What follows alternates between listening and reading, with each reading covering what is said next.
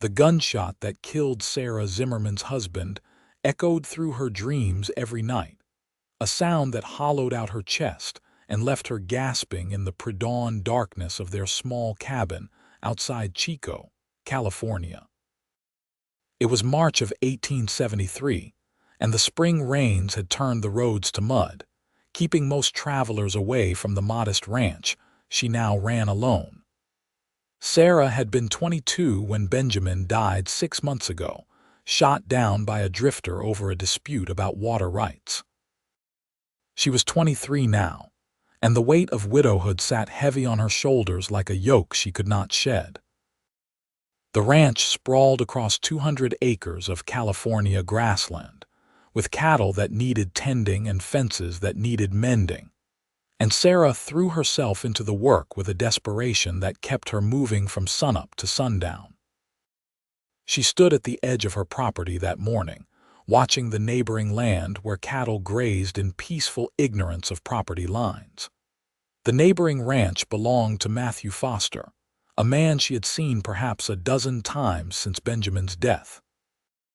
He was tall, with shoulders broad enough to carry the world, and he had kind eyes that seemed to see too much.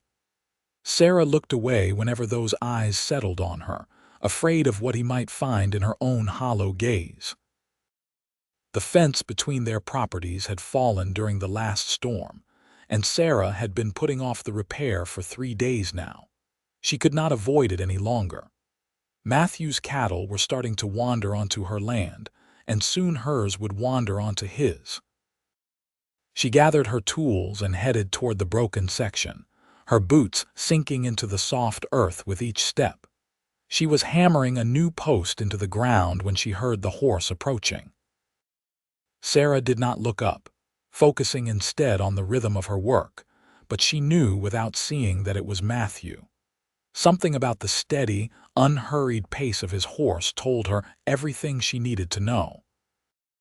"That post is going to lean if you do not dig deeper," Matthew said, his voice carrying easily across the morning air. Sarah paused, wiping sweat from her brow with the back of her hand. "I can manage my own fence." "Never said you could not." Matthew dismounted, leading his horse closer. He was wearing work clothes, dusty and well-worn, and his hat was pulled low against the morning sun. But sometimes 2 sets of hands make lighter work. "I do not need your help." Sarah drove the hammer down again, harder than necessary. The post shuddered but held. Matthew was quiet for a moment, and Sarah could feel his gaze on her. "Your husband was a good man," he said finally. "I am sorry for your loss." The words, kind as they were, struck something raw inside her. Sarah set down the hammer and turned to face him fully. "Do not speak of Benjamin. You did not know him. I knew him well enough to respect him, and I know you well enough to see that you are working yourself into the ground trying to prove something to ghosts." Matthew's voice was gentle but firm, and it made Sarah's throat tight with unshed tears. "What would you have me do?" Sarah asked, and hated the way her voice cracked. "Sell this land. Walk away from everything we built together. I would have you accept help when it is offered." Matthew moved closer, close enough that Sarah could see the gold flecks in his brown eyes. "I would have you understand that asking for help is not the same as giving up." Sarah shook her head, backing away. I cannot let anyone in. I cannot let myself feel anything again."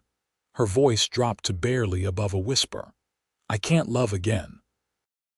Matthew stood very still, and something shifted in his expression, something soft and determined all at once. "Then let me love enough for both," he said, and the words hung in the air between them like a promise. Sarah stared at him, her heart hammering against her ribs. "You do not know what you are saying." "I know exactly what I am saying." Matthew took off his hat, holding it in his hands. "I have been alone for 5 years, Sarah. My wife died in childbirth and the baby with her. I know what it is to feel like your heart has been ripped from your chest. I know what it is to wake up in the middle of the night and reach for someone who is not there. The raw honesty in his voice cracked something open inside Sarah. She felt tears spill down her cheeks before she could stop them. "Then you should understand why I cannot do this. I cannot survive losing someone again. And I cannot stand by and watch you destroy yourself trying to be strong enough to never need anyone." Matthew stepped closer, his voice dropping. "Let me help you with the fence. Let me help you with the cattle. Let me help you remember what it is to be alive instead of just surviving." Sarah wanted to say no. Every instinct screamed at her to send him away, to protect the fragile shell she had built around her broken heart. But she was so tired, tired of fighting alone, tired of pretending she could handle everything by herself, tired of the crushing loneliness that followed her like a shadow. "Just the fence," she said finally, her voice barely audible. Matthew's smile was small but genuine. "Just the fence," he agreed. They worked together in silence at first, falling into an easy rhythm. Matthew dug the holes deeper while Sarah held the post steady. He hammered while she measured.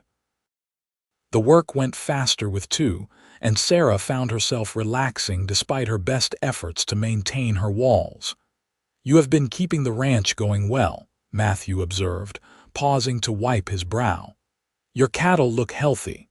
Benjamin taught me everything." Sarah secured a length of wire to the post. He believed women were just as capable as men, given the chance to learn. He was right. Matthew tested the post, making sure it was secure. "My wife felt the same way. She could shoot better than most men I knew and was not afraid of hard work." Sarah glanced at him, surprised by the ease with which he spoke of his late wife. "It does not hurt you to talk about her. It did, for a long time. But I learned that keeping her memory locked away hurt more than letting it breathe." Matthew moved to the next post. "She would have liked you, I think. You have the same fire in your eyes that she did." They continued working, and as the morning stretched into afternoon, they began to talk more freely.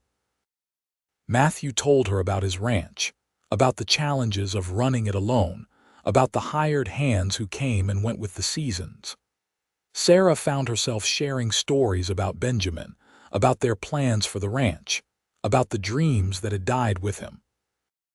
"He wanted children," Sarah said softly, staring out at the horizon. "We had been trying for 2 years. I always thought we had time." "Time is the cruelest thief," Matthew said. "It takes without warning and leaves us scrambling to make sense of what remains."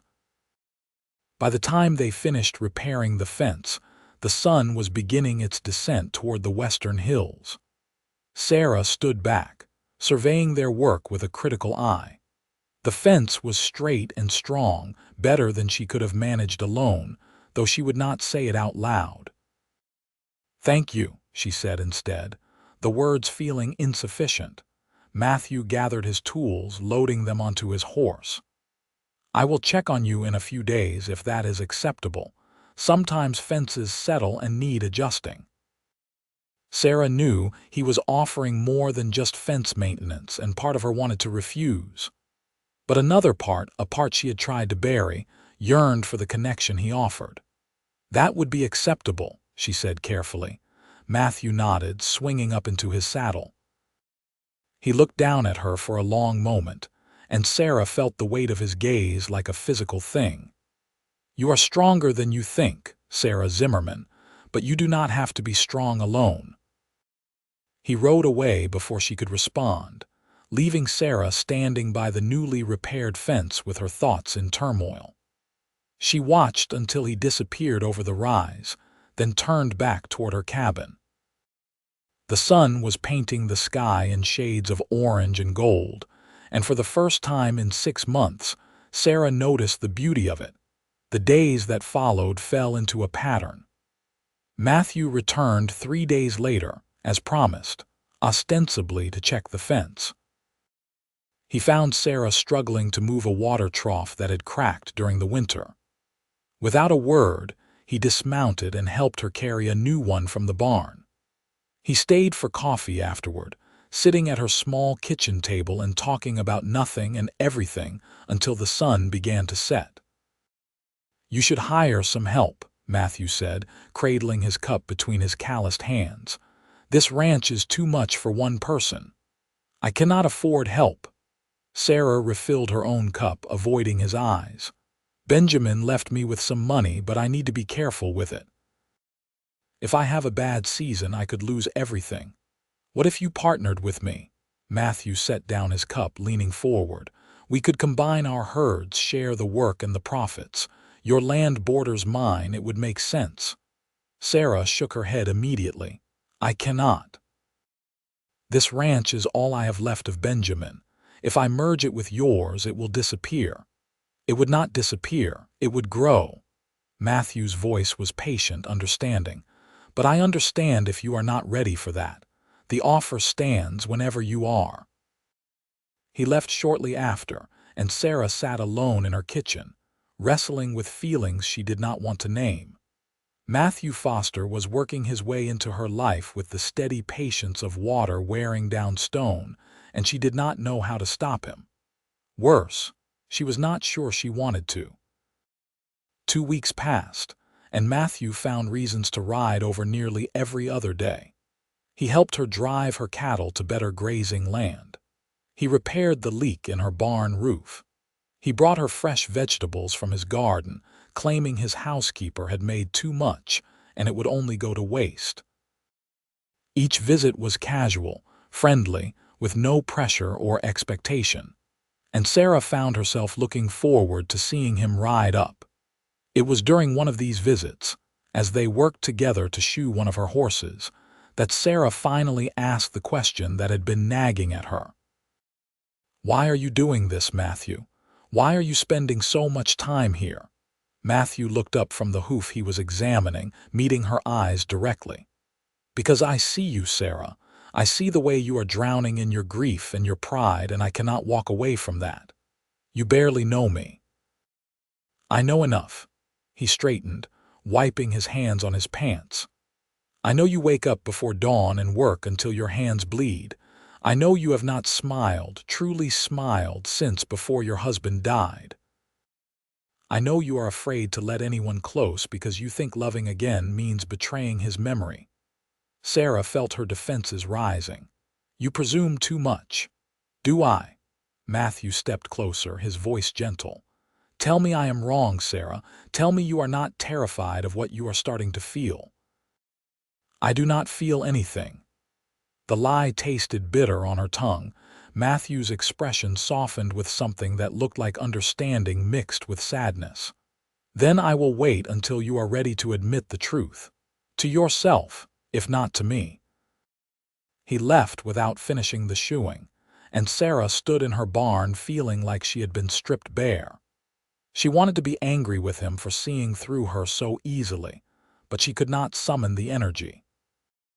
Instead, she felt exhausted, wrung out, as if holding onto her walls was taking more strength than she possessed.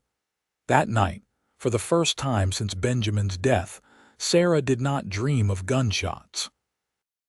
Instead, she dreamed of working in the sun with strong hands beside her, of laughter that felt rusty but real, of brown eyes with gold flecks that saw straight through to her soul. She woke in the early morning darkness, disoriented and aching. She had been happy in the dream, and the realization brought a fresh wave of guilt crashing over her. How could she be happy when Benjamin was dead? How could she even think about moving forward when he would never have that chance? Sarah dressed and went outside, seeking solace in work as she always did. But as she fed the chickens and checked on the cattle, she could not escape her own thoughts. Matthew had been right. She was terrified. Terrified of loving again. Terrified of losing again. Terrified of dishonoring Benjamin's memory by daring to find joy with someone else. She was still wrestling with these thoughts when Matthew rode up 2 days later. He looked uncertain, almost hesitant, and Sarah realized he was worried he had pushed too hard. "I brought salt for your cattle," he said, dismounting with a heavy bag slung over his shoulder. I bought too much and thought you could use it. It was a thin excuse and they both knew it. Sarah felt a smile tug at her lips despite herself. You seem to have a habit of buying too much of things. Matthew's relief was visible. My housekeeper says I have no sense of proportion. Perhaps you should let her do the buying. Sarah led him toward the barn where she kept the feed supplies. Perhaps. Matthew followed, and when Sarah glanced back at him, she caught him watching her with an expression that made her heart skip. They stored the salt, and Sarah invited him in for coffee out of politeness that was becoming genuine. As they sat across from each other at her table, the silence between them was comfortable, familiar in a way that should have frightened her but somehow did not. I spoke with the sheriff last week, Matthew said after a while, about the man who shot Benjamin. Sarah's cup froze halfway to her lips. What about him? He was caught in Nevada trying to rob a bank. He is in prison now, will be for the rest of his life. Sarah set down her cup carefully, feeling something tight in her chest begin to loosen. I did not know. I thought you should. Matthew reached across the table, his hand hovering near hers but not quite touching. I thought it might help, knowing he will never hurt anyone else. Does it bring Benjamin back? Sarah's voice was sharp, but Matthew did not flinch. No, but sometimes justice is all we can hope for. Sarah looked down at their hands, so close but not quite connecting. Benjamin was going to build me a proper house. This cabin was only supposed to be temporary. He had drawn up plans, saved money. We were going to start in the fall. What kind of house did he design? 2 stories, with a wide porch and windows that faced east to catch the morning sun. A big kitchen because I love to cook, even if I am not very good at it. Bedrooms for the children we hope to have. Sarah felt tears prick her eyes. He was so excited about those bedrooms. He wanted at least 4 children, said he came from a big family and could not imagine anything else. Matthew was quiet for a moment. What about you? How many children did you want? I never cared about the number. I just wanted them to be healthy and happy. Sarah wiped at her eyes roughly. Now I will never know what it is like to be a mother. You are young, Sarah. You have time. No. Sarah pulled her hand back, wrapping her arms around herself. I told you I cannot love again. I cannot open myself to that kind of pain. Matthew stood, moving around the table. He crouched beside her chair, bringing himself to her eye level. Love is always a risk, but living without it, truly living, is impossible. You are existing right now, Sarah, not living. There is a difference. Existing is safer. Sarah's voice broke on the last word. Safer, yes. But is it enough? Matthew reached up, gently brushing a tear from her cheek. The touch was feather light, respectful, and it made Sarah's breath catch. Is it really enough? Sarah closed her eyes, leaning into his touch for just a moment before pulling away. I do not know. I do not know anything anymore. Then let me know for you. Matthew's voice was soft, earnest. Let me carry this for a while. You do not have to love me back, Sarah. You do not have to feel anything you are not ready for. Just let me be here. Let me help. Let me show you that there is still good in this world, still reasons to keep going. Sarah opened her eyes, looking into his face. Matthew Foster was a good man. She could see that clearly. He had his own scars, his own losses, but he had not let them turn him bitter. Instead, they had made him kinder, more patient, more understanding of the pain others carried. I am afraid, she whispered. I know, so am I. Matthew straightened, offering her his hand. But I would rather be afraid and trying than safe and empty. Sarah stared at his outstretched hand for a long moment. It felt like a crossroads, like the decision she made right now would determine the course of her entire future. She could send him away, retreat back into her shell of grief and solitude. It would be easier, cleaner, less complicated. But Matthew was right. It would also be empty. Slowly, Sarah reached out and placed her hand in his. Matthew's fingers closed around hers, warm and solid and real. He helped her to her feet, and they stood there in her small kitchen, hands clasped, neither speaking. "I cannot promise you anything," Sarah said finally. "I cannot promise my heart will heal or that I will ever be able to love you the way you deserve. I am not asking for promises."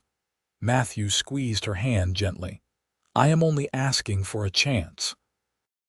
Sarah nodded, and something fundamental shifted between them. She did not know where this path would lead, but for the first time since Benjamin's death, she was willing to take a step forward. The weeks that followed brought a tentative thaw to Sarah's frozen heart. Matthew continued his visits, but now there was an acknowledged understanding between them. He was courting her in his quiet, patient way, and Sarah was allowing it, even if she could not fully embrace it yet. He brought her wildflowers one afternoon, a simple bouquet of California poppies and lupines.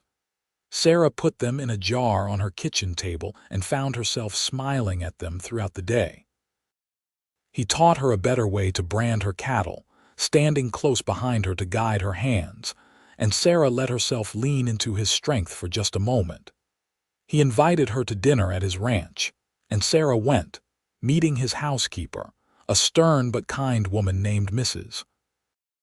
Patterson, who had been with him since before his wife died. "He is a good man, that one," Mrs. Patterson said while Matthew was outside tending to something. "Deserves happiness after all he has been through." "He told me about his wife," Sarah said, helping to set the table even though she was a guest. "Margaret was wonderful, bless her soul, but she is gone and the living need to keep living." Mrs. Patterson fixed Sarah with a knowing look. "He has been alone too long, and so have you, from what I understand." Sarah flushed. "It is not that simple. Love never is, but that does not make it less worth pursuing." The dinner was pleasant, easy in a way Sarah had not expected.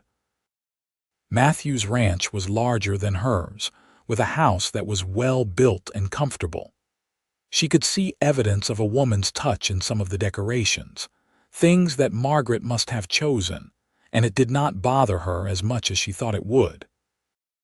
Instead, it made her feel a kinship with the woman she had never met, both of them having loved this quiet, steady man.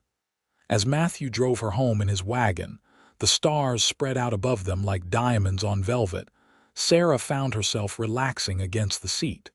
"Your home is lovely." "It is too big for one person." Matthew kept his eyes on the road. "I built it thinking it would be filled with children and noise. Now it just echoes." "I am sorry." Sarah meant it. "Do not be. I have made peace with my ghosts." Matthew glanced at her. "I hope you can make peace with yours." They rode in comfortable silence for a while, the steady clip-clop of the horses' hooves and the creak of the wagon wheels the only sounds. When they reached Sarah's cabin, Matthew helped her down, his hands lingering on her waist for just a moment longer than necessary. "Thank you for coming tonight," he said. "It meant a great deal to me. Thank you for inviting me." Sarah looked up at him, and in the moonlight his face was all plains and shadows. "Matthew, you do not have to say anything." He stepped back, giving her space. "Good night, Sarah." She watched him drive away, and as she entered her empty cabin, Sarah realized something had changed. The loneliness that usually greeted her felt different tonight, less like a constant companion and more like something she could choose to change. Spring gave way to early summer, and Sarah found her days increasingly intertwined with Matthew's. They worked their ranches together more often, combining their efforts during branding season. Matthew's hired hands became familiar faces, greeting Sarah with respectful nods and tips of their hats. She learned their names, their stories, and felt herself becoming part of a larger community she had shut out in her grief. One afternoon, as they watched the cattle grazing peacefully across the joined pastures, Matthew turned to her with a serious expression. "Sarah, I need to ask you something, and I want you to think carefully before you answer." Sarah's heart jumped into her throat. "What is it? Would you consider selling me half your land?" When Sarah's eyes widened, Matthew rushed on. "Not to take it from you, but to join our ranches officially. We would be partners, equal in everything. Your cattle, my cattle, all of it shared. The profits, the work, the decisions." "Why would you want that?" Sarah asked, though she thought she knew the answer. "Because I want to build something with you. Because working beside you these past months has shown me what a true partnership can be." Matthew's voice was steady, sincere. "And because I am hoping that someday you might want more than just a partnership." There it was, laid out plainly between them. Sarah's first instinct was to refuse, to protect what she had left of Benjamin. But as she looked out over the land, she realized Benjamin would not have wanted her to cling to the past at the expense of her future. He had loved her, and he would have wanted her to be happy. "Can I think about it?" Sarah asked. "Take all the time you need." Matthew smiled, but there was vulnerability in his eyes that made Sarah's chest ache. She thought about it for 3 days, weighing every angle, every possibility. On the third night, she sat at her kitchen table with Benjamin's house plans spread out before her. The careful lines he had drawn, the notes he had made in the margins about what Sarah might like. He had loved her so much, had wanted to build her a beautiful life, and he had. For the time they had together, Benjamin had given her everything. But that time was over, and Sarah had to decide what came next. She rode to Matthew's ranch the next morning, arriving as the sun was climbing into a cloudless sky. Matthew was working with one of his horses in the corral, and he looked up in surprise when he saw her. "Sarah, is everything all right? I have an answer for you." Sarah dismounted, walking to the corral fence. "But I have conditions." Matthew left the horse, coming to lean against the fence beside her. "I am listening." "We do not combine the ranches, not yet." Sarah took a deep breath. "But I will accept your help, and I will help you in return. We can work together, share resources, but the land stays separate for now." "Why for now?" Matthew asked carefully. Sarah turned to face him fully. "Because if I am going to do this, if I am going to try to move forward, I need to do it in steps. I need to know that I am choosing you, not just accepting help because I am desperate or lonely." "And what happens after?" Matthew's eyes searched hers. "After, we will see." Sarah felt her heart pounding. "After, maybe I will be ready for more. Maybe I will be ready to love again." Matthew reached out slowly, giving her time to pull away, and cupped her face in his hand. "I told you I would love enough for both. That offer still stands. I know, and I am beginning to think that maybe, if you love me well enough, my heart might remember how to love back." Sarah leaned into his touch, closing her eyes. "But you have to be patient with me, Matthew. I am still learning how to live again." "I have all the patience in the world." Matthew's thumb brushed across her cheekbone, a gentle caress that made Sarah's breath hitch. "And Sarah, you are already living. You just do not realize it yet." He leaned down slowly, telegraphing his intention, and Sarah knew she could stop him with just a word. But she did not want to stop him. When his lips touched hers, it was gentle, reverent, a question rather than a demand. Sarah's eyes fluttered closed, and she kissed him back, tentative at first but growing more certain. It was nothing like kissing Benjamin. But that was all right. This was Matthew, with his quiet strength and endless patience, and he deserved to be loved for who he was, not compared to a ghost. When they pulled apart, Sarah was trembling. Matthew rested his forehead against hers, his breathing unsteady. "Tell me this is all right. Tell me I have not pushed too far." "It is all right." Sarah's voice was shaky but sure. "It is more than all right." They spent the rest of the morning working together, but there was a new awareness between them now, a tentative hope that had not been there before.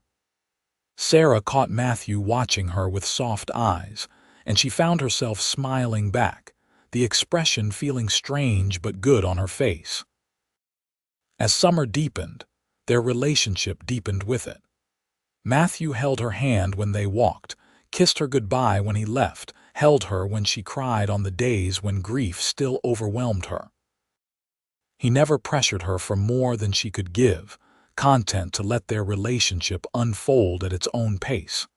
Sarah found herself laughing again, real laughter that came from her belly and made her feel lighter than air. She found herself thinking about the future with something other than dread. She found herself, slowly but surely, falling in love with Matthew Foster. It was not the same as what she had felt for Benjamin. That love had been youthful, exuberant, full of dreams and possibilities.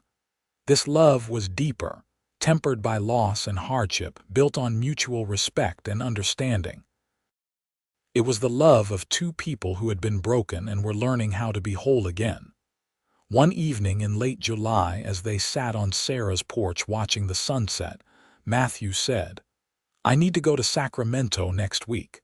There is a cattle auction and I am hoping to add to my herd. Come with me." Sarah looked at him in surprise. "To Sacramento? That is 3 days' travel. I know. We would be gone for at least a week." Matthew took her hand, lacing their fingers together. "But I hate the thought of being away from you that long, and you have never left Chico since you arrived. You should see something of the world beyond these ranches." The thought was both terrifying and exhilarating. Sarah had not left her ranch for anything but necessary trips to town since Benjamin's death. The idea of traveling, of seeing new places, felt like stepping into a foreign country. "I could not leave the ranch unattended for that long," she said, but her protest was weak.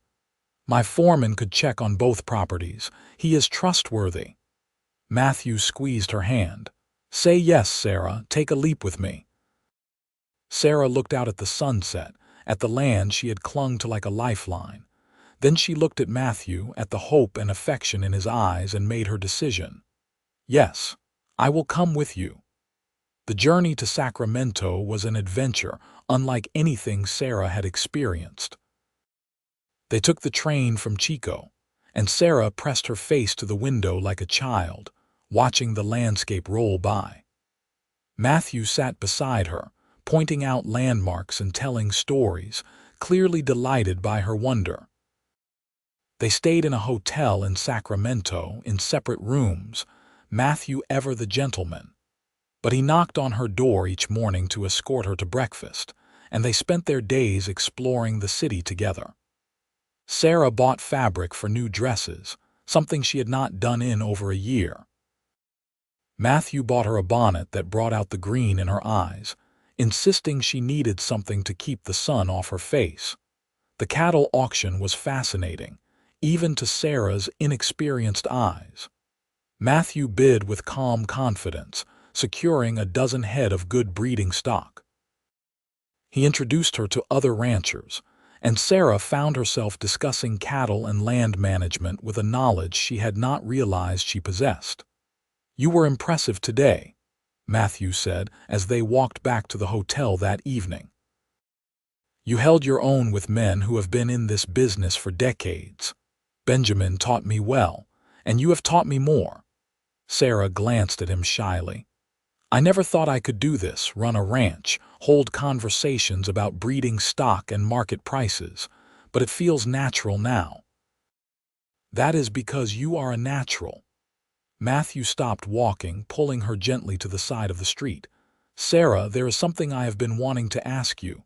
Sarah's heart began to race. "What is it?" "Not here. Tonight after dinner, I have something planned." Matthew's smile was mysterious, and Sarah spent the rest of the evening in a state of nervous anticipation. After dinner, Matthew took her for a walk along the Sacramento River. The sun was setting, painting the water in shades of orange and pink, and the evening air was warm and gentle. They walked in comfortable silence for a while before Matthew led her to a bench overlooking the water. "When Margaret died, I thought my life was over," Matthew began, staring out at the river.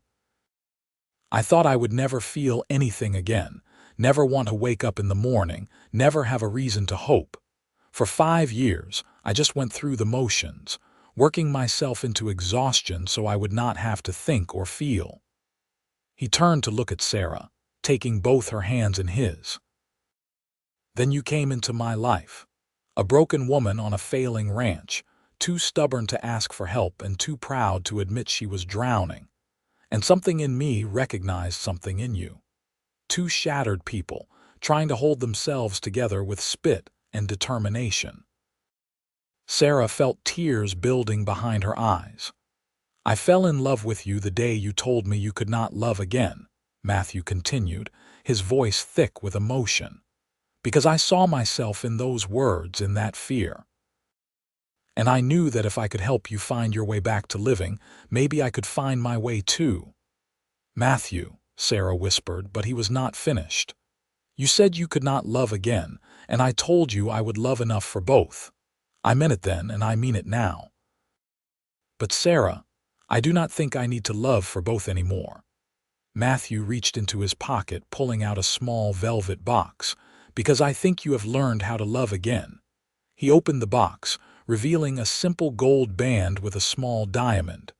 "Marry me, Sarah. Not because you need help with your ranch, not because you are lonely, but because we love each other. Because we are better together than we are apart. Because I want to spend the rest of my life showing you that love is worth the risk." Sarah was crying openly now, tears streaming down her face. "I am scared," she admitted. "So am I. But I would rather be scared with you than safe without you." Matthew's own eyes were bright with unshed tears.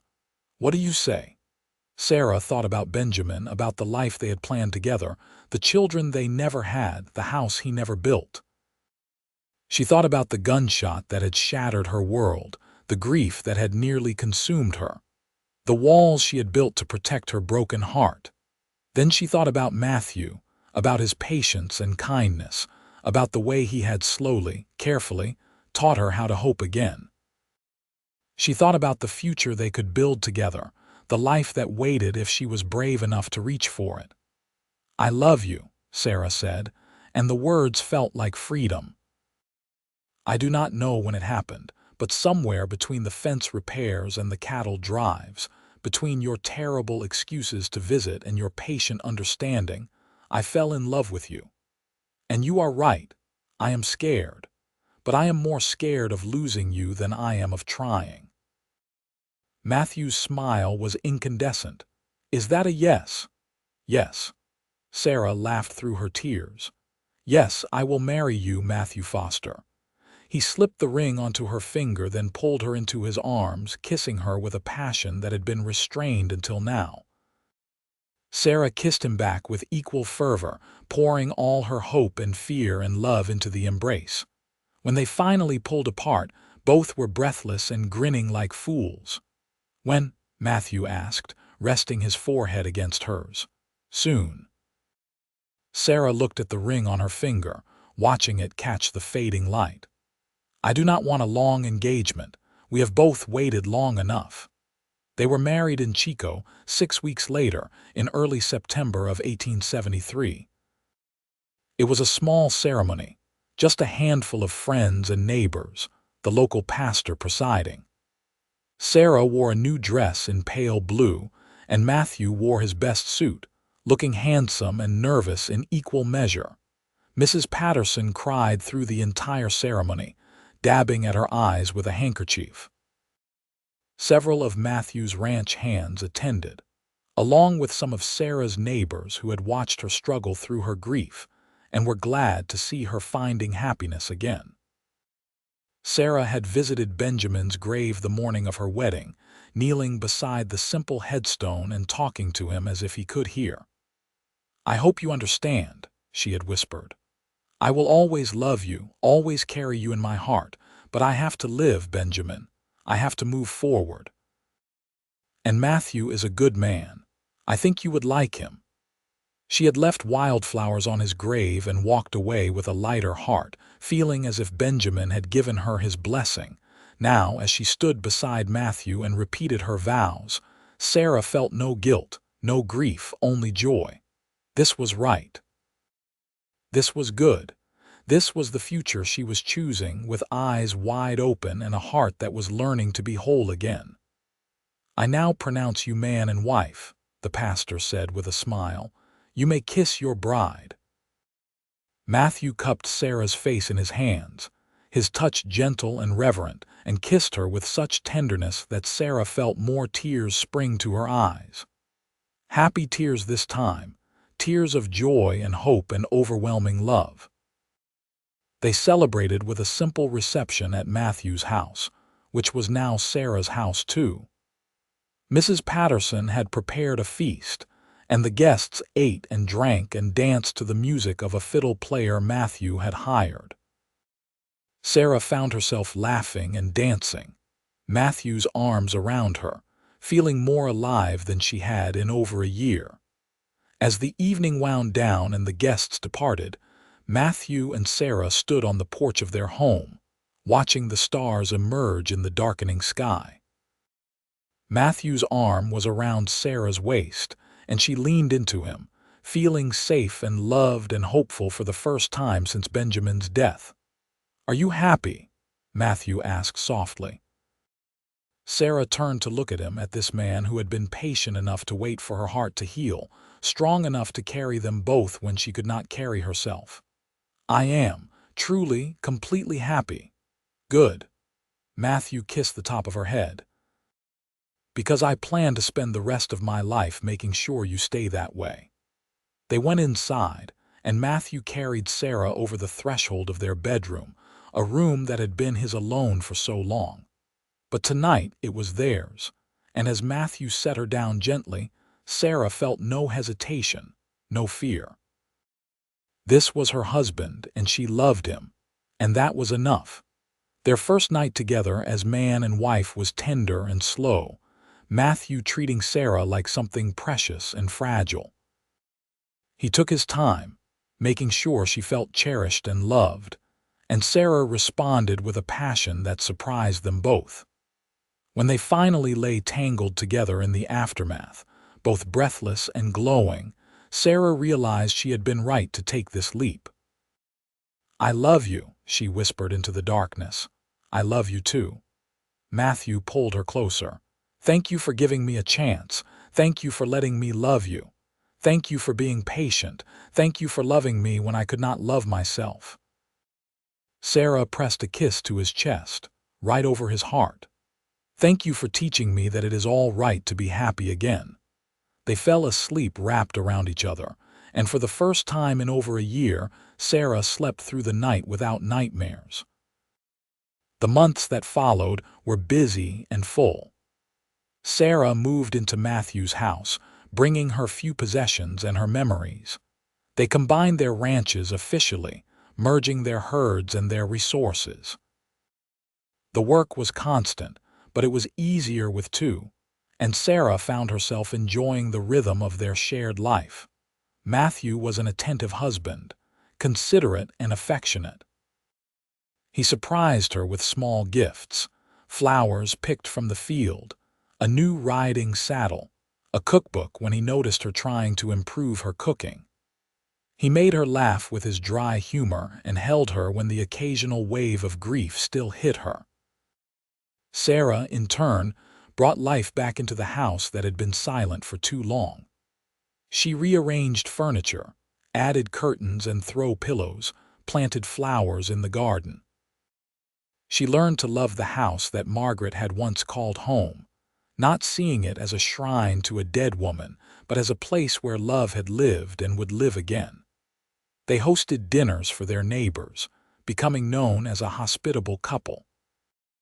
They attended church together each Sunday, sitting side by side in the pew. They worked their ranch from sunup to sundown, then came home to each other, finding comfort and passion in equal measure.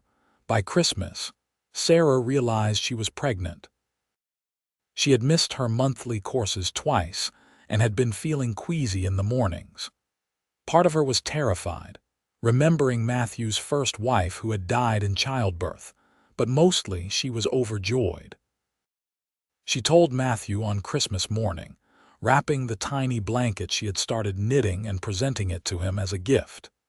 He stared at the blanket in confusion for a moment before understanding dawned. His face went through a rapid series of emotions: shock, fear, and finally, overwhelming joy. "Are you certain?" he asked, his voice rough. "As certain as I can be. I will need to see the doctor to confirm, but yes, I think so." Sarah took his hand, placing it on her still flat stomach. "We are going to have a baby, Matthew." Matthew pulled her into his arms, holding her so tightly she could barely breathe. When he pulled back, there were tears streaming down his face. "I am scared," he admitted. "After Margaret, I never thought I would risk this again. I am scared too." Sarah wiped his tears with her thumbs. "But we are in this together, and I am strong, Matthew. I am going to be fine." "You are the strongest person I know." Matthew kissed her gently. "And you are going to be an amazing mother." The pregnancy progressed well, despite Sarah's fears. The doctor confirmed what she already knew and predicted the baby would arrive in late July. Sarah bloomed as the months passed, her belly growing round, her face glowing with health and happiness. Matthew was attentive to the point of being overprotective, barely letting her lift anything heavier than a teacup. Sarah found it amusing and exasperating in equal measure, but she understood his fear and tried to be patient with him. They prepared the nursery together, painting the room a soft yellow and filling it with a crib that Matthew built himself. Mrs. Patterson knitted countless baby blankets and booties, clucking over Sarah like a mother hen. The ranch hands congratulated them with shy smiles and tips of their hats. Sarah wrote to her family back east, telling them about her new husband and the baby on the way. She had not been in close contact with them since Benjamin's death, her grief making communication difficult, but now she wanted to share her joy. They wrote back with congratulations and promises to visit once the baby was born. As Sarah's due date approached, Matthew became increasingly anxious. He barely slept, jumping at every sound, convinced Sarah would go into labor any moment. Sarah tried to reassure him, but she understood his fear was rooted in trauma, not rationality. "I need you to promise me something," Matthew said one night as they lay in bed, his hand resting on her swollen belly.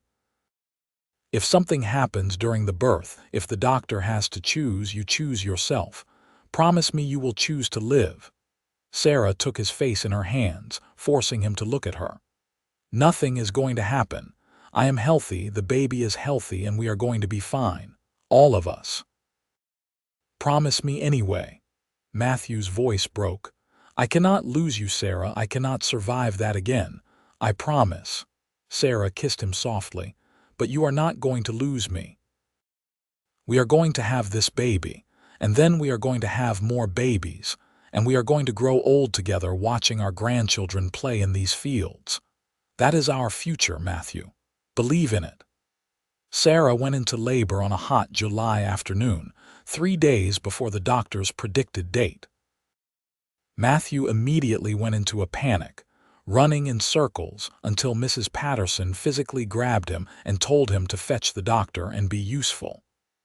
He rode like the devil himself was chasing him, returning with the doctor in record time. Sarah labored through the afternoon and into the evening, Matthew at her side holding her hand and looking like he might faint at any moment. Mrs. Patterson efficiently managed the situation, boiling water and preparing towels, her calm presence a steadying force. "You are doing wonderfully," the doctor said as the night deepened. "It will not be much longer now." Sarah gritted her teeth through another contraction, squeezing Matthew's hand hard enough to hurt. "You did this to me," she gasped, only half joking.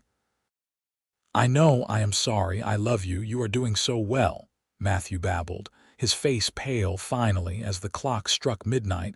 Sarah gave one final push and the baby emerged with a lusty cry. The doctor caught the infant, quickly checking it over before announcing, It is a boy. A healthy baby boy. Sarah collapsed back against the pillows, exhausted and elated. Matthew was crying openly, kissing her face, her hands, her forehead, murmuring words of love and pride and relief. The doctor cleaned the baby and wrapped him in a blanket, then placed him in Sarah's arms. Sarah looked down at her son, at his tiny face scrunched up and red from crying, at his perfect little fingers and toes, and fell instantly in love. "Hello, little one," she whispered. "We have been waiting for you." Matthew leaned over, looking at his son with wonder. "He is perfect." "You are perfect." He kissed Sarah's temple. "Thank you. Thank you for this gift."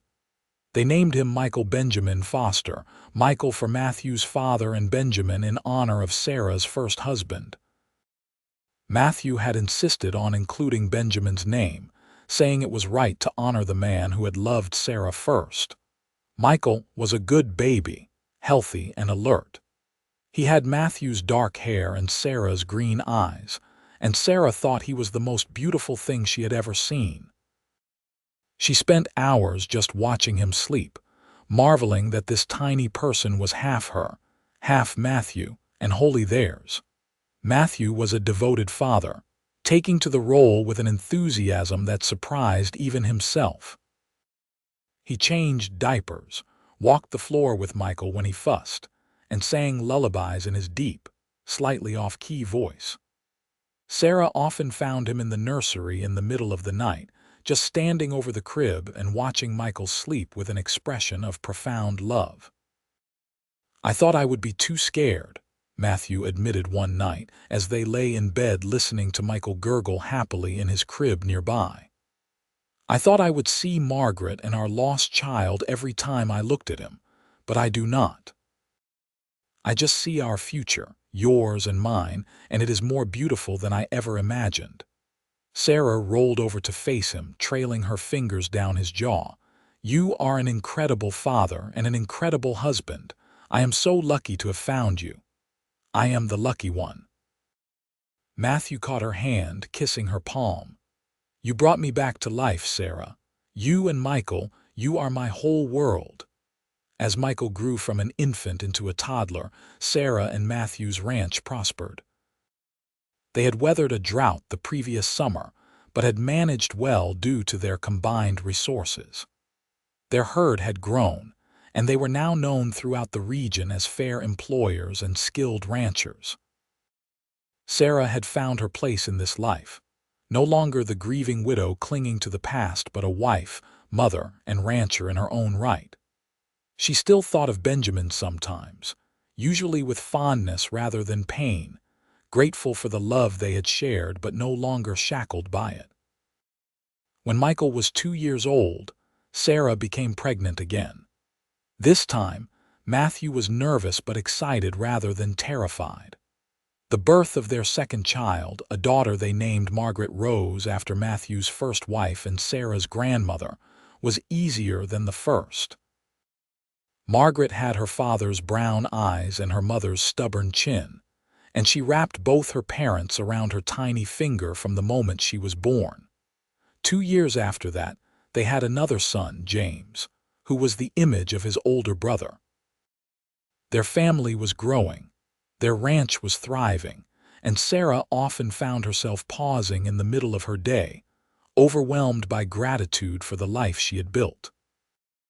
One evening when Michael was 5, Margaret was 3, and James was 1, Sarah stood on the porch watching her children play in the yard. Matthew came up behind her, wrapping his arms around her waist and resting his chin on her shoulder. "What are you thinking about?" he asked. "How much my life has changed." Sarah leaned back into his embrace. 4 years ago, I was alone and convinced I would never be happy again. Now look at us.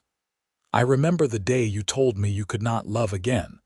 Matthew's voice was soft with memory. "I remember thinking that I would prove you wrong, no matter how long it took. You did." Sarah turned in his arms, looking up into the face she loved so dearly. "You loved me when I could not love myself. You were patient when I needed time. You gave me everything I thought I had lost forever, a home, a family, a future. You gave me the same. Matthew kissed her softly. You gave me a reason to hope again, to believe that life could be more than just existing. They stood together as the sun set, watching their children play and feeling the solid weight of their shared life. It had not been an easy journey for either of them. They had both known loss, grief, and despair. But they had also found love, hope, and healing in each other's arms. The years continued to pass in a blur of busy, happy days. Michael grew into a serious boy who loved working with the horses. Margaret was wild and fearless, always covered in dirt from some adventure. James was quiet and thoughtful, preferring books to ranch work, but doing his share without complaint. Sarah and Matthew added a fourth child when Margaret was 5, another boy they named Thomas. Their house was filled with noise and laughter, with muddy footprints and childish arguments, with love and warmth and belonging. Matthew built Sarah the house Benjamin had once designed, not as a replacement for what she had lost, but as a celebration of what she had found. It had 2 stories, a wide porch and windows that faced east to catch the morning sun. The big kitchen where Sarah cooked, her skills having improved considerably over the years, was always filled with the smell of fresh bread and the sound of children's laughter. They had 4 children, just as Benjamin had once dreamed, but these were Sarah and Matthew's children, born of a love that had been hard-won and deeply cherished. Sarah did not see it as fulfilling Benjamin's dream, but rather as creating something entirely new, something that honored the past while embracing the future.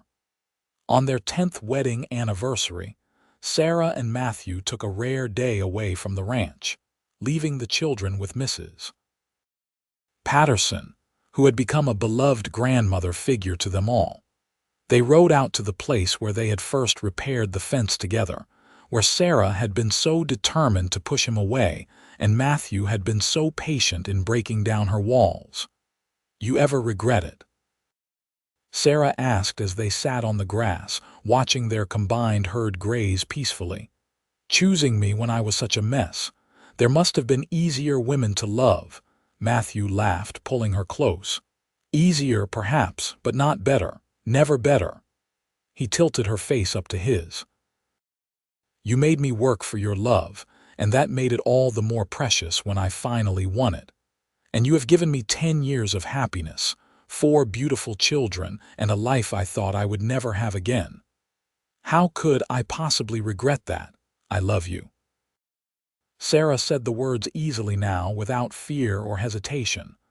"I love you so much, Matthew Foster." "I love you too."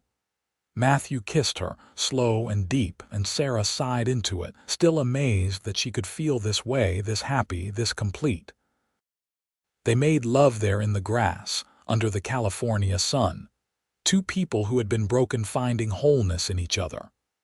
Afterward, they lay tangled together, talking about their children, their plans for the ranch, their dreams for the future. "I want to expand the herd again next year," Matthew said, idly playing with Sarah's hair, "and maybe invest in some new breeding stock. We should also think about hiring more permanent hands. The children are getting older, but they cannot run this ranch alone when we are old and gray." Sarah traced patterns on his chest. "We need to think about the legacy we are leaving them. Our legacy is not just the ranch." Matthew caught her hand, bringing it to his lips. "Our legacy is showing them what love looks like, what commitment and partnership and choosing each other every day means. The ranch is just land and cattle, but what we have built together, that is what will last." Sarah felt tears prick her eyes, moved by the truth in his words. "You are right. And they are good children, Matthew. We have raised them well. We have." Matthew pulled her closer. "But we are not done yet. We still have years ahead of us, years of watching them grow and teaching them and eventually spoiling our grandchildren." Sarah laughed. grandchildren. Let us get through their childhoods first. They spent the afternoon there, talking and laughing and simply being together, before reluctantly heading home to their children and their responsibilities. But as they rode back, Sarah felt a deep contentment settle over her. This was her life, imperfect and complicated and more beautiful than she ever could have imagined. The years continued to roll by. Michael grew into a fine young man, taking on more responsibility at the ranch. He had his father's steady nature and his mother's determination, and Sarah knew the ranch would be in good hands when he eventually took over. Margaret shocked everyone by falling in love with a banker's son from Sacramento and moving to the city. Sarah missed her terribly, but was proud of her daughter for following her heart, even if it led away from ranch life. James surprised them all by deciding to become a lawyer, studying hard and eventually passing the bar. He set up practice in Chico, handling land disputes and contracts, and made a name for himself as honest and fair. Thomas stayed on the ranch, working alongside his father and older brother, and seemed perfectly content with a life of cattle and open spaces. Sarah and Matthew grew older together, their hair graying, their bodies showing the wear of years of hard work. But their love never dimmed. If anything, it grew stronger, deepened by shared experiences and weathered storms, by children raised and grandchildren welcomed, by a life built together one day at a time. On the 20th anniversary of Benjamin's death, Sarah rode out to his grave alone. She had not visited in years, not out of disrespect but simply because she had made peace with his loss. But today she felt called to come. She knelt beside the headstone, placing fresh flowers on the grave. "Hello, Benjamin," she said softly. "It has been a long time. I wanted to come and tell you that I am all right, more than all right. I am happy." The wind rustled through the grass and Sarah smiled. "I'm married again, as you can see. I am here to tell you about. His name is Matthew and he is a good man. You would like him, I think. He is patient and kind and strong. He loved me when I thought I could never love again, and he gave me 4 beautiful children." Sarah touched the headstone gently. "I hope you understand. I hope you know that loving him does not mean I have forgotten you. You will always be my first love, Benjamin. But Matthew is my forever love, and I think, wherever you are, you would be glad to know that I found happiness again." She sat there for a while longer, talking about her children, her ranch, her life. Then she stood, brushed off her skirts, and walked back to her horse. As she rode away, she did not look back. That part of her life was closed, at peace, and she was ready to fully embrace the life that lay ahead. Matthew was waiting for her when she got home, standing on the porch of the house he had built for her. He smiled when he saw her, opening his arms, and Sarah went into them gladly. "Are you all right?" he asked, holding her close. "I am perfect." Sarah looked up at him, at the man who had saved her in every way a person could be saved. "I am finally completely at peace." They stood there together as the sun set, painting the sky in brilliant colors. Inside, they could hear their children and grandchildren visiting for Sunday dinner as they often did. The house was full of life and love and laughter, just as it should be. Sarah thought about the woman she had been, broken and alone, convinced she could never love again. She thought about the man who had refused to accept that, who had loved her patiently and steadily until her heart remembered how to beat again. She thought about the life they had built together, the family they had created, the love that had sustained them through 20 years of marriage. "Thank you," she whispered into Matthew's chest. "For what?" He kissed the top of her head. "For not giving up on me. For loving me when I could not love myself. For showing me that it was all right to be happy again." Sarah pulled back to look at him. "You told me you would love enough for both of us, and you did. But the beautiful thing is that you taught me how to love again, too. So now we both love enough for both of us." Matthew's eyes were bright with emotion. "That is all I ever wanted, Sarah, to love you and be loved by you. Everything else, the ranch, the children, the life we have built, it is all just bonus." They kissed, and it was sweet and familiar and still made Sarah's heart race after all these years. Then they went inside to their family, to the dinner table surrounded by children and grandchildren, to the life that neither of them had thought possible in their darkest moments. As Sarah looked around the table, at Matthew carving the roast, at Michael and his wife trying to corral their 3 energetic boys, at Margaret who had come from Sacramento with her banker husband and their twin girls, at James and his new bride, at Thomas entertaining the younger children with silly faces, Sarah felt overwhelming gratitude wash over her. This was her life. This was her family. This was the happiness she had thought lost forever, and it was more than she ever could have dreamed. That night, after everyone had gone home and the house was quiet again, Sarah and Matthew sat on their porch in the rocking chairs they had bought for their 10th anniversary. They held hands, rocking in comfortable silence, watching the stars emerge in the vast California sky. "What are you thinking about?" Matthew asked, as he so often did. Sarah smiled, squeezing his hand. "I am thinking about how wrong I was. I told you I could not love again, but I was wrong. You showed me that the heart has an infinite capacity for love, that loving again does not diminish what came before, it just adds to it. You taught me that it is all right to be happy, even after loss. You taught me that life goes on, and it can be beautiful if we are brave enough to reach for it. You taught me those same things." Matthew brought her hand to his lips. "We healed each other, Sarah. That is what love does. It heals and grows and sustains, and ours has done all of that and more."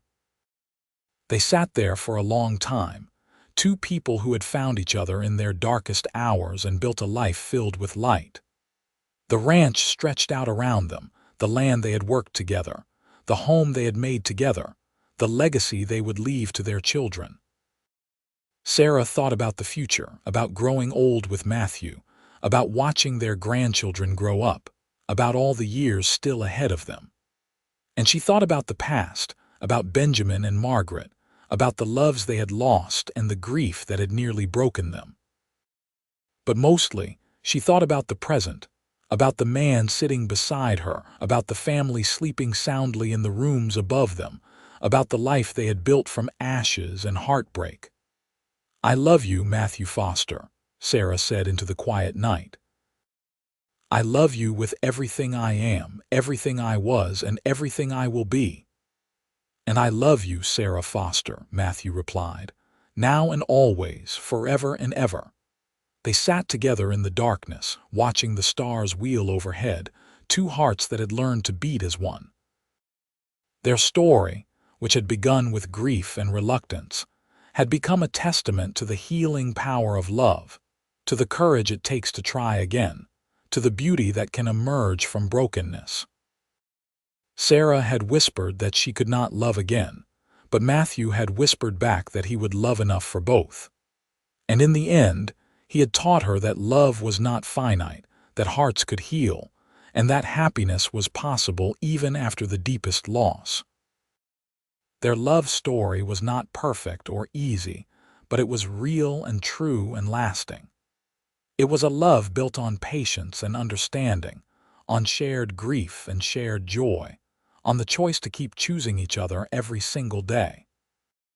And as they sat there together, hands clasped and hearts full, Sarah knew with absolute certainty that she had been given a gift, a second chance at love, at life, at happiness. She had not thought she deserved it, had not thought she could survive it, but Matthew had shown her otherwise. He had loved her enough for both, until she could love him back with equal measure. And that love had transformed them both, healing their wounds and giving them a future they thought had died with their first spouses. The years stretched ahead of them, full of promise and possibility. There would be more grandchildren to spoil, more challenges to face, more sunsets to watch together. But whatever came, they would face it together. Two people who had learned that love was stronger than grief, that hope was more powerful than despair, and that second chances were possible if you were brave enough to reach for them. As the night deepened and the air grew cool, Matthew stood, offering Sarah his hand. "Come to bed, my love." Sarah took his hand, letting him pull her to her feet. They walked inside together, through the house they had filled with love and laughter, past the rooms where their children had grown up and their grandchildren now played. In their bedroom, they prepared for sleep with the comfortable familiarity of 20 years together. Matthew pulled Sarah close as they lay down, and she curled into him as naturally as breathing. "Thank you for today," Sarah murmured, already drifting toward sleep. "Thank you for every day," Matthew replied, kissing her forehead. "Thank you for taking a chance on a broken rancher who fell in love with a grieving widow. Thank you for letting me prove that love is always worth the risk." Sarah smiled in the darkness, feeling safe and loved and completely at peace. She had thought her story ended with Benjamin's death, but it had actually just been beginning. This, all of this, the love and the family and the life, this was the story she was meant to live, and it was beautiful. As she drifted off to sleep in Matthew's arms, Sarah sent up a silent prayer of gratitude for second chances and patient men, for healing hearts and growing families, for the courage to love again and the wisdom to recognize it when it found her. The wild California night settled over their ranch, peaceful and calm. Inside, Sarah and Matthew slept peacefully, their lives intertwined, their hearts beating in rhythm, their love a beacon that had guided them through darkness and into light. They had found each other in their brokenness and had built something whole. They had taken their shattered pieces and created something beautiful. They had learned that love, real love, was not about perfection but about choosing each other again and again, through grief and joy, through challenges and triumphs, through every moment of every day. Sarah had whispered that she could not love again, but Matthew had whispered back that he would love enough for both. And in doing so, he had given her the greatest gift of all, the courage to open her heart again, to risk everything, and to find that on the other side of fear was a love deeper and richer than anything she had imagined possible. Their story was one of hope and healing, of patience and persistence, of love that refused to be denied. It was a story that proved that endings were not always final, that new beginnings were possible, and that the human heart had a remarkable capacity to heal if given time and tenderness, and a partner willing to walk through the darkness alongside you. And as the years continued to pass, as they grew older together and their family grew larger, Sarah and Matthew never forgot the lessons they had learned. They taught their children and grandchildren about love, about choosing joy even after sorrow, about the importance of patience and understanding, and never giving up on the people you love. Their ranch became known not just for its quality cattle and well-maintained land, but for the love that had built it, for the family that thrived there, for the example they set of what commitment and partnership truly meant. And every year, on the anniversary of their wedding, Matthew would take Sarah back to the place where they had first worked together, where she had been so determined to push him away, and he had been so determined to break through her walls. They would sit in the grass, holding hands, and remember the journey that had brought them together. "You ever wonder what would have happened if I had not been so stubborn?" Matthew would ask, the question half teasing but with a genuine curiosity underneath. "Then I would have found some other way to make you work for it," Sarah would reply with a smile. "Good things are worth fighting for after all." and Matthew would laugh and pull her close, and they would sit there in the California sunshine, two people who had found their way home to each other, grateful for every moment, every challenge, every joy that had brought them to this place. Their love story became legendary in Chico, told and retold as an example of hope and second chances. Young people facing loss would hear about the widow who thought she could never love again, and the rancher who loved her anyway, and they would find courage in that story. They would learn that grief did not have to be the end, that hearts could heal, that love was always possible if you were brave enough to try. Sarah and Matthew lived long, full lives, surrounded by the family they had created and the love they had nurtured. When they finally passed, many years later and within months of each other, their children and grandchildren gathered to celebrate lives well lived and a love that had transformed everyone it touched. They were buried side by side on a hill overlooking the ranch, with headstones that read simply, Sarah Foster, beloved wife and mother, and Matthew Foster, beloved husband and father. But everyone who knew them understood that those simple words contained multitudes, a love story for the ages, a testament to the power of patience and the courage to try again. And on quiet evenings, when the sun sets over the California hills and paints the sky in shades of gold and orange, the ranch still stands, still thrives, still bears witness to the love that built it. The house Matthew constructed for Sarah, with its 2 stories and wide porch and east-facing windows, is still filled with family, with the children and grandchildren and great-grandchildren of Sarah and Matthew. Their story lives on, passed down through generations, a reminder that love is stronger than grief, that second chances are real, and that sometimes the most beautiful things in life come from the most broken places. Sarah had whispered that she could not love again, but Matthew had whispered back that he would love enough for both. And in the end, that love had been enough to heal them both, to give them a life beyond their wildest dreams, and to create a legacy that would last long after they were gone. It was a love story worthy of the Wild West, full of courage and determination, and 2 stubborn hearts that refused to give up on each other. It was a story of healing and hope, of patient persistence and the transformative power of love. And it was real and true and utterly, completely beautiful.